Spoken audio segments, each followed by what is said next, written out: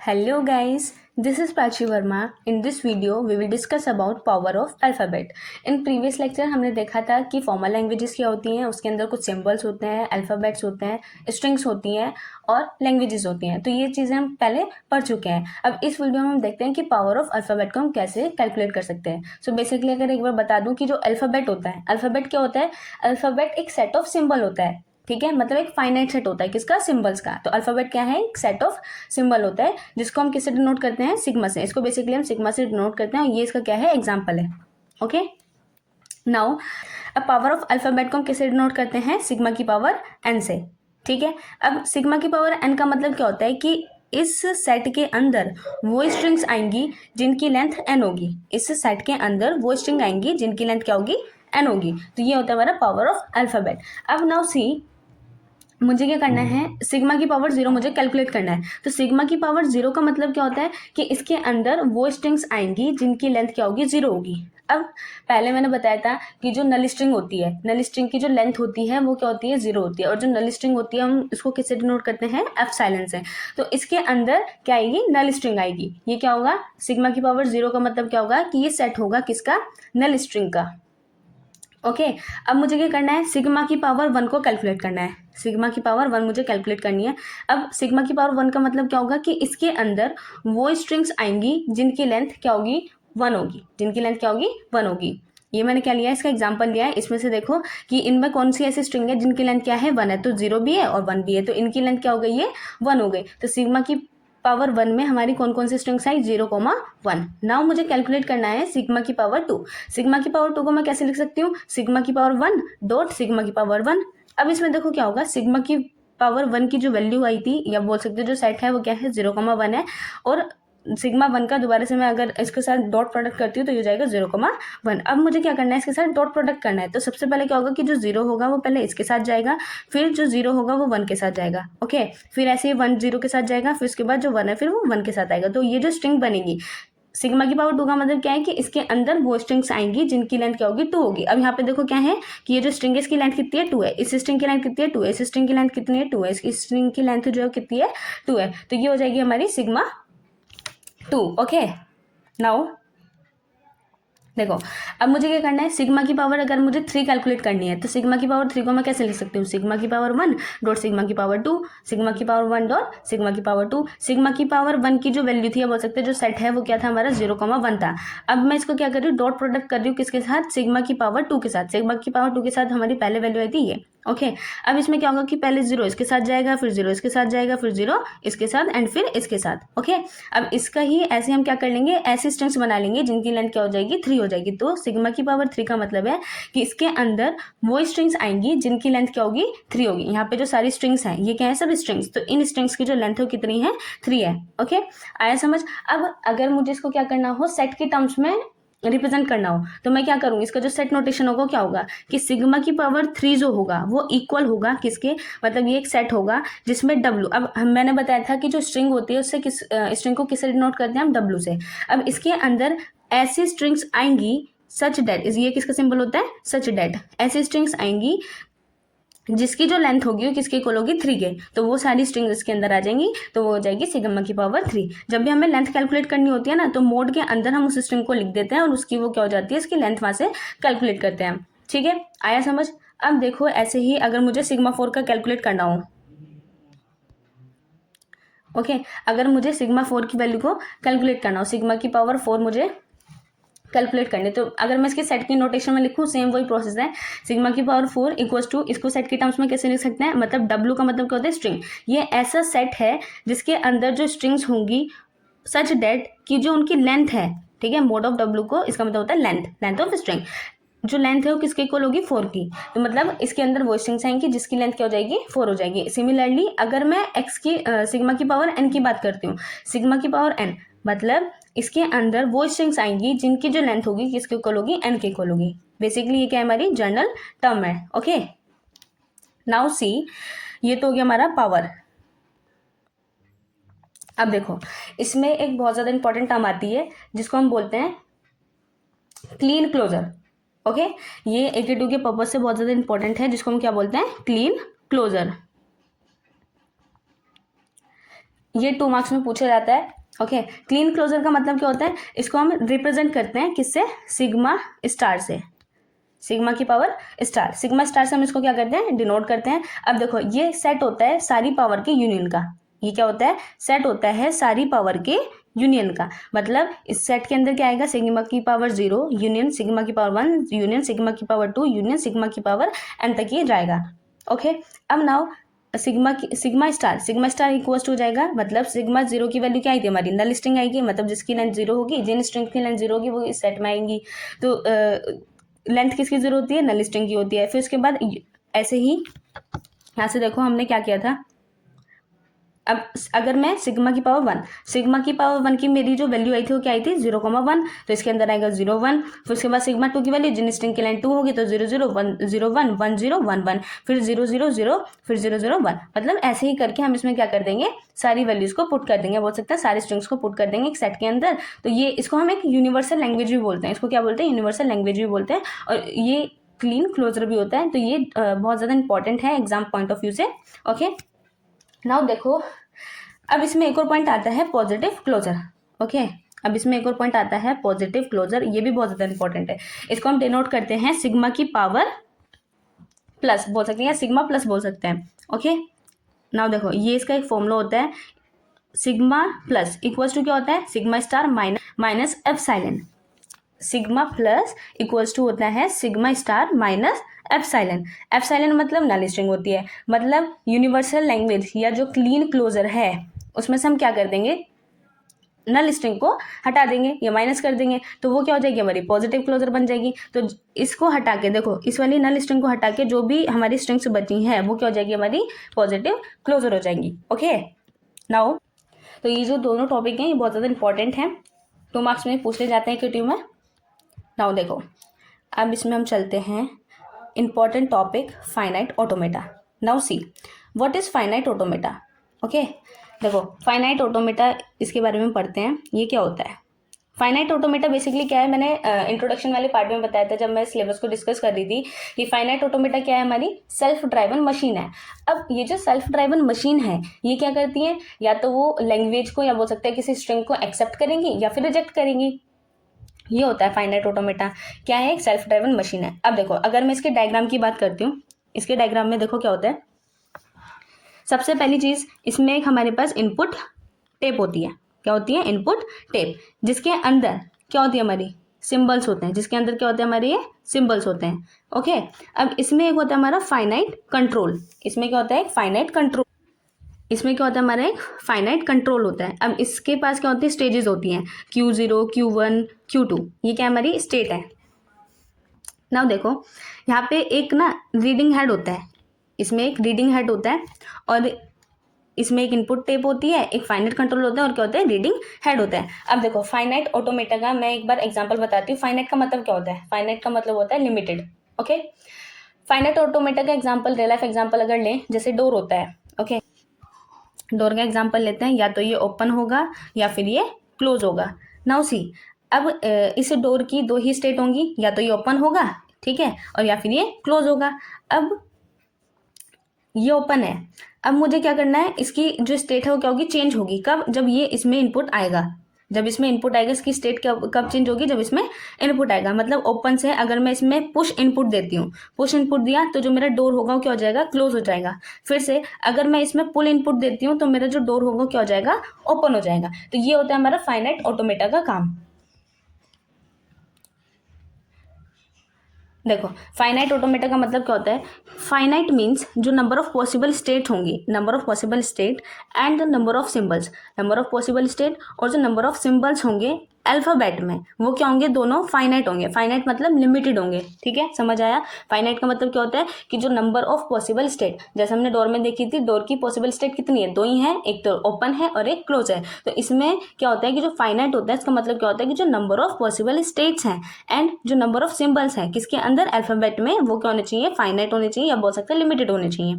And now automata means, automata का क्या मतलब होता है कि जो चेंज ऑफ स्टेट होती है, change of state is totally govern by the input. मतलब जब हम इनपुट देंगे, ठीक है, जब हम क्या देंगे, इनपुट देंगे, तो जो हमारी स्टेट होगी इस स्टेट से इस स्टेट में क्या हो जाएगी, चेंज हो जाएगी। तो वो टोटली किस पे डिपेंड करती है, इनपुट पे डिपेंड करती है। ये समझ आया। अब देखो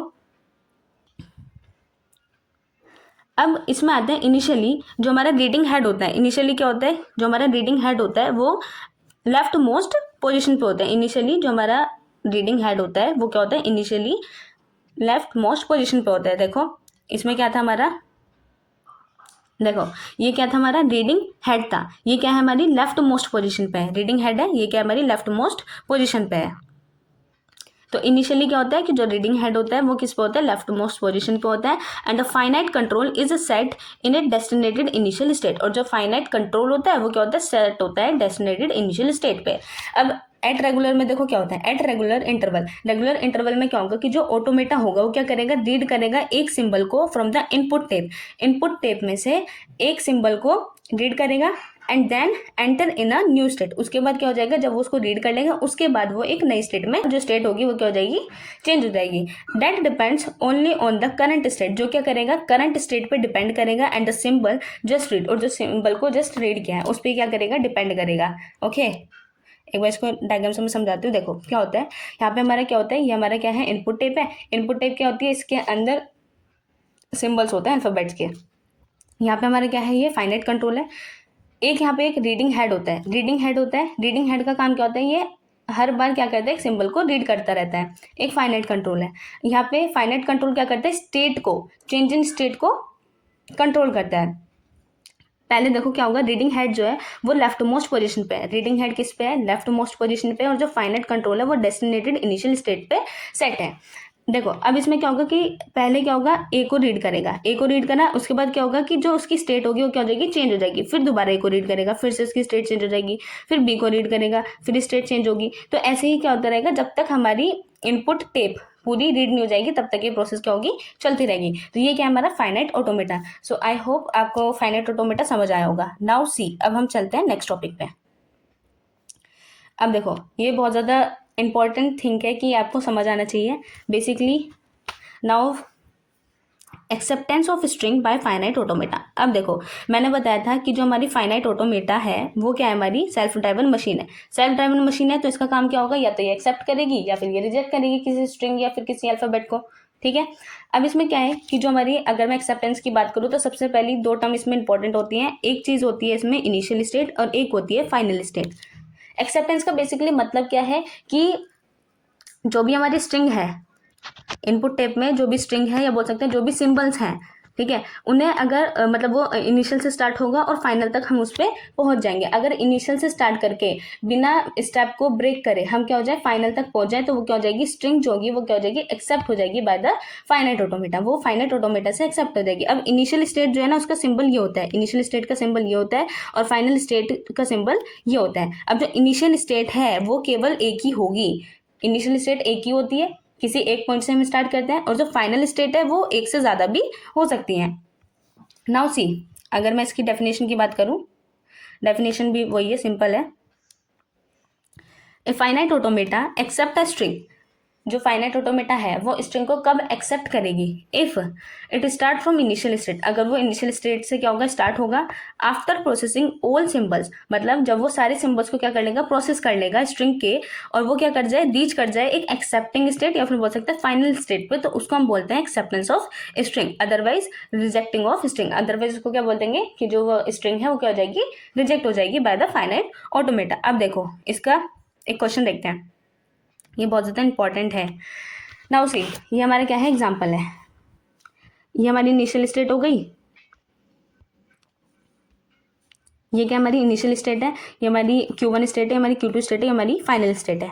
ओके, नाउ सी, अब इसमें देखते हैं कि ये जो हमारी स्ट्रिंग्स हैं ये फाइनाइट ऑटोमेटा से एक्सेप्टेड हैं या नहीं है। मतलब फाइनाइट ऑटोमेटा जो मशीन है, जो सेल्फ ड्राइवन मशीन है, वो इन स्ट्रिंग्स को एक्सेप्ट करती है या फिर वो रिजेक्ट करती है, वो चेक करते हैं। ठीक, देखो पहले मेरे पास क्या आई, सिंबल जो आया 1 आया, तो मतलब मैं 1 पे आऊँगी तो मेरी जो स्टेट होगी क्या हो जाएगी, चेंज हो जाएगी। मतलब इनपुट के हिसाब से स्टेट चेंज होती है। तो Q1 पे आ गई, अब फिर से 1 आई तो 1 से फिर इधर आए तो Q2 स्टेट हो गई। फिर से 1 सिंबल आया, तो 1 सिंबल जब आया तो मैं क्या हो गई, Q3 स्टेट पे आ गई, मतलब फाइनल स्टेट पे आ गई। ठीक है, उसके बाद 0। अब ये देखो क्या है, ये क्या है, लूप है। लूप का मतलब होता है कि 0 को कितनी बार भी रिपीट करो सेम ही होता है। ठीक है, यहाँ पे क्या होगा, 0 आया, 0 आ गया। इसके बाद क्या हुआ, फिर से 1 सिंबल आया, 1 भी इसमें है, तो क्या हुआ, यहाँ से यहाँ तक हम पूरा ट्रेवर्स करें, जो हमारे सारे सिंबल्स हैं वो भी क्या हो गए, प्रोसेस हो गए। तो ये क्या हुआ, इनिशियल से हम फाइनल पे पहुंच गए। तो इसका मतलब क्या हुआ, ये वाली जो हमारी स्ट्रिंग है वो क्या है, एक्सेप्टेड है by the finite automata. Accepted का मतलब बताया कि इनिशियल से लेके फाइनल तक अगर हम पहुंच जाएं तो वो क्या होती है, हमारी इनिशियल मतलब वो जो स्ट्रिंग होती है वो हमारी क्या हो जाती है, एक्सेप्ट हो जाती है बाय द फाइनाइट ऑटोमेटा। अब देखो ये इनिशियल फाइनल पता चल गया। अब देखो, अब हम देखते हैं इस वाली स्ट्रिंग का। अब हमारी स्ट्रिंग आई 0 0 1 0 1 1 1। ओके, अब देखो, अभी हम इनिशियल स्टेट से स्टार्ट करते हैं। क्यों 0, अब इसमें क्या है कि 0 है, 0 तो लूप था यहाँ पे, इसी स्टेट पर है, ठीक है। फिर से 0 आया, लूप है यहाँ पे, इसी स्टेट पर है। फिर आया 1 1 आया, तो 1 से हम इधर आ गए Q1 स्टेट पे। ओके, फिर आया 0 0 आया, तो इधर से हम फिर से किस पे चले गए, Q0 स्टेट पे। फिर आया हमारा 0, फिर से 0 आया, तो हम क्या आ गए, इस वाली स्टेट पे आ गए। फिर आया हमारा 1 1 आया, तो Q1 पे आए। फिर आया 1 Q2 पे गए, Q2 स्टेट पे। फिर आया 1, तो फिर किस पे आ गए, Q3 स्टेट पे आ गए। तो इसका मतलब क्या है, यहाँ पे हमने जब पूरी स्ट्रिंग को ट्रेवर्स करा, या बोल सकते हैं जो पूरी स्ट्रिंग है इसको जब हमने प्रोसेस करा, तो ये इनिशियल से लेके फाइनल स्टेट तक आ रही है। इसका मतलब क्या है, ये जो स्ट्रिंग है वो एक्सेप्टेड है बाय द फाइनाइट ऑटोमेटा, ठीक है। ये वाली एक्सेप्टेड हुई, ये वाली एक्सेप्टेड हुई। अब देखो, अब आती है हमारी थर्ड में क्या है, थर्ड में है हमारी 1 1 1 0 0 1। नाउ सी, अब 1 1 0 0 1। नाउ सी, अब इस वाली स्ट्रिंग का चेक करते हैं। अब देखो मेरे पास क्या आया, 1 सिंबल आया, तो मैं इनिशियल स्टेट पे हूँ। 1 आया तो मैं किस स्टेट पे चली गई, Q1 स्टेट पे। फिर से 1 आया, फिर मैं किस स्टेट पे चली गई, Q2 स्टेट पे। फिर आया 0 0, मतलब मैं इस स्टेट पे आ गई, किससे, Q1 स्टेट पे आ गई फिर से। फिर आया 0, मतलब इस वाली स्टेट पे मैं फिर से चली गई, ये आ गया 0।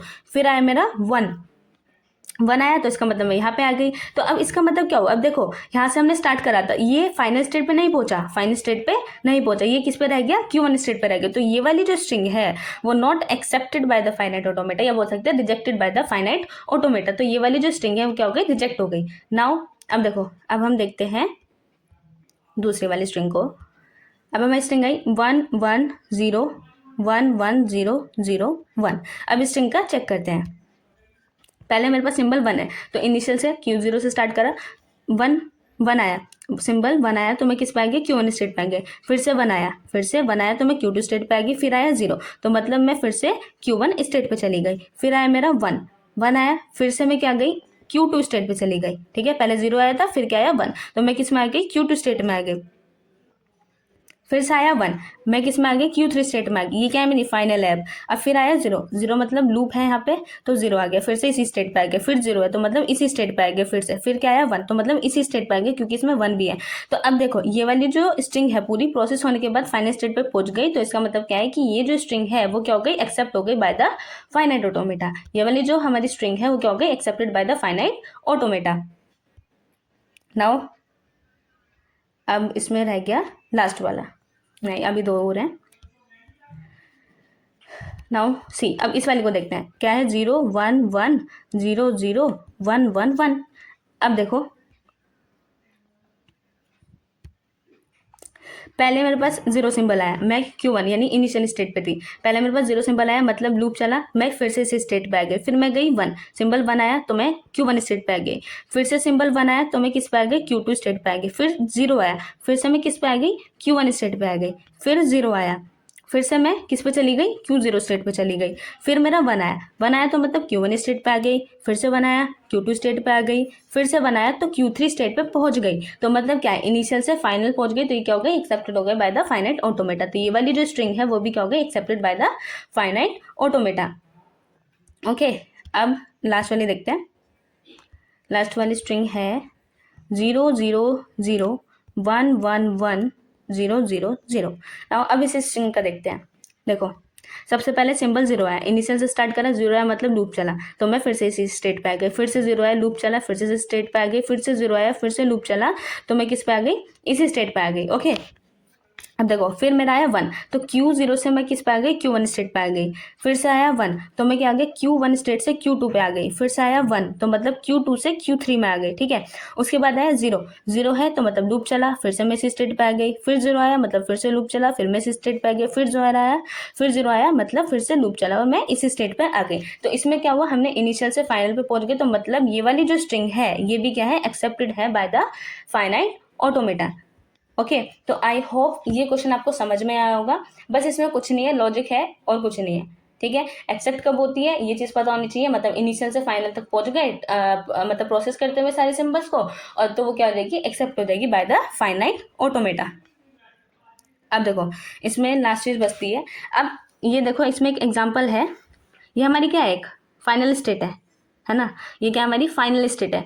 अब ऐसी कौन सी स्ट्रिंग होगी, या बोल सकते हैं ऐसा कौन सा सिंबल होगा जो फाइनल स्टेट तक पहुंचेगा, या बोल सकते हैं कि ये वाली जो स्टेट है, इस स्टेट से कौन सी स्ट्रिंग एक्सेप्टेड होगी, तो कौन सी होगी, नल स्ट्रिंग। कौन सी होगी, नल स्ट्रिंग। अगर इस वाली स्टेट की बात करूँ, यहाँ पे क्या है, लूप है, ठीक है। इसमें क्या है, लूप है, मतलब 1,20 में सिंबल्स हैं इस वाली स्टेट में। तो इसमें देखो इसमें कौन कौन सी पॉसिबल स्ट्रिंग्स होंगी जो क्या होंगी, एक्सेप्टेड होंगी बाय दिस स्टेट। ओके, इसमें कौन कौन सी ऐसी स्ट्रिंग्स आएंगी जो क्या होगी, एक्सेप्टेड होगी बाय दिस स्टेट, या फिर बोल सकते हैं कौन से ऐसे सिंबल्स होंगे।